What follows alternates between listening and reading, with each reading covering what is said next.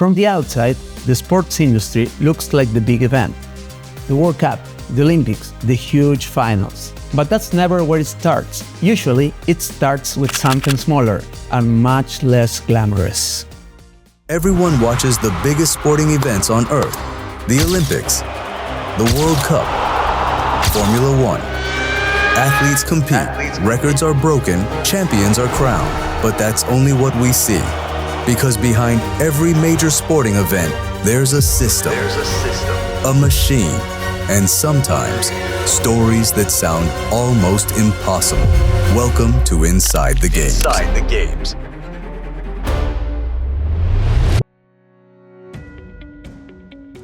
The part people don't see. Later on, people only see the big names: World Cup, Olympics, Copa America, big stadiums, big roles. But that's usually the part that comes later. The beginning is normally much less sexy. It's the stage where you're just trying to get close enough to understand how this world actually works. The big event is usually the destination, not the first step. What comes before that is smaller, quieter, less visible. Support roles, volunteer teams, regional events, first chances. That's usually where the real story begins. My first real door. In my case, my first real door didn't come from a huge event. It started much closer. I was already coming from theater and production, and through my university, I got into professional practice roles in the sports industry. One of the first important ones for me was the Davis Cup. And that matters, because when people see your resume, they only focus on your big events. They don't focus on the early stage where you were just trying to understand the pace, the pressure, and the people around it. But it really matters a lot. Don't apply it like crazy. One thing I learned pretty quickly is this: wanting the event is not enough. You also need to fit the role. If a job description says a language is mandatory and you don't speak it, don't force it. If the role asks for experience that you don't have yet, don't waste your time. And don't waste the time of the recruiter. That's not being negative. That's just being sharp. So, read the description, look at what's really mandatory, and be real about where you are. Ambition helps. Being realistic helps more. Wrong language, wrong level, wrong fit. Sometimes the smartest move is not applying. Experience level. Another thing that helps a lot is knowing your level. This doesn't mean thinking small. It just means being honest. If you've done a few events, great, that's already something. But it doesn't automatically make you ready to run a venue, to be a manager, or to be in a director's position. This world is built step by step, and honestly, the people who last longer are usually the ones who understand that. Context. And yes, contacts matter a lot.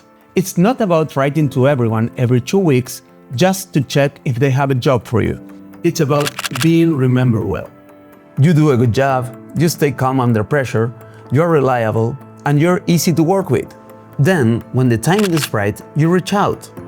Not to beg, just to say, hey, I'm around, I'm available, and if something comes that fits me, I would love to be considered. That works much better. Small roles count.